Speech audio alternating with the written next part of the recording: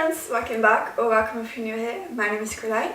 I like to do knitting and crocheting videos on my channel, and today I thought I would show you how you can turn your yarn scraps into new reusable yarn.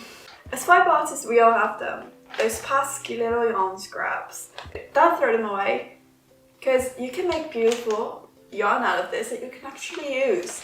And today I'm going to show you how. You will need your yarn scraps, obviously, hand carders, or if you don't have those, you can get pet brushes off of Amazon for pretty cheap, and they do the job just as well. And obviously something to spin with.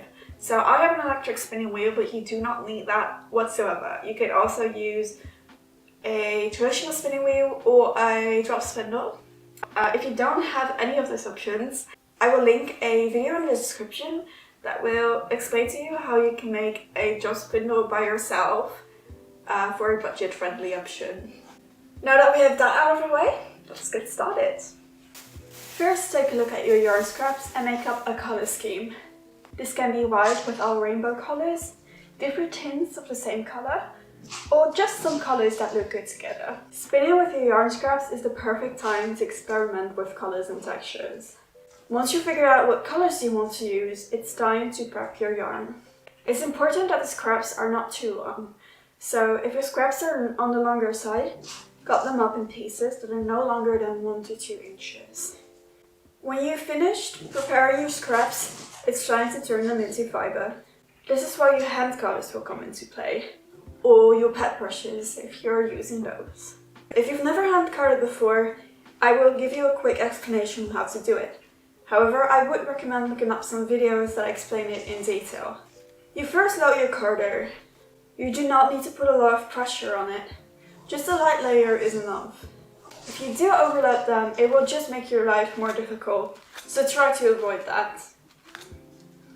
Your first stroke should be very light, only catching the tip of the fiber. Flick it away from the main carder to make sure your fiber does not get tangled in on itself. It's sort of like a rolling motion. Make sure not to catch the teeth of the carders together. It should not be hard work, and it definitely should not make a loud scratching noise. Once you've carded enough, the fiber should be nice and fluffy. Now, because you're carding with scraps, getting this to the perfect level can be difficult, depending on the construction and content of the original yarn. Just go on until you can't see a difference between the sets of carding. Now that you've carded all your scraps, it's time to blend them together. This step combines your fiber and ensures that your new yarn will be as even and strong as possible. This is also the step where your colourful dreams will come to life. Next, roll it up in a rowlock that you can spin from.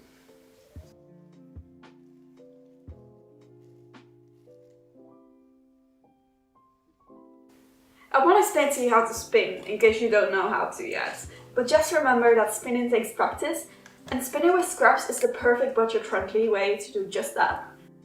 Although spinning with fiber from scraps can be challenging, just remain calm, go slow, and enjoy the process. I will be making a T-ply yarn, which means that I'll be going through this entire process just one more time.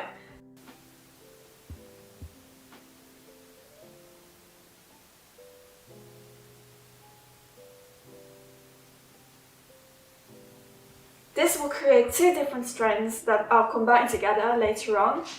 My second strand will consist of just the green fiber to tone down my overall yarn just a tad bit. But this is another step in the creative process to experiment with. Once you've got your strands together, you can hang it up, soak it in warm water and let it dry to set the twist. This will make it ready for your next project. And there you have it! New yarn made entirely from scraps. Not only is this a great way to save some money and practice your spinning, it's also an eco-friendly practice that helps reduce waste. So that was today's video. I hope you found it helpful. If you're planning to do this, please feel free to let me know in the comments, or if you do something else with your scraps, also let me know. I'm very intrigued on what other people do with their yarn scraps. If you like this video, make sure to give it a thumbs up. If you're going to try this, I would love to see it, so make sure to tag me at KarlijnsCorner on Instagram or wherever you post. Make sure to subscribe if you want to see more of me. And without further ado, I will see you guys next week.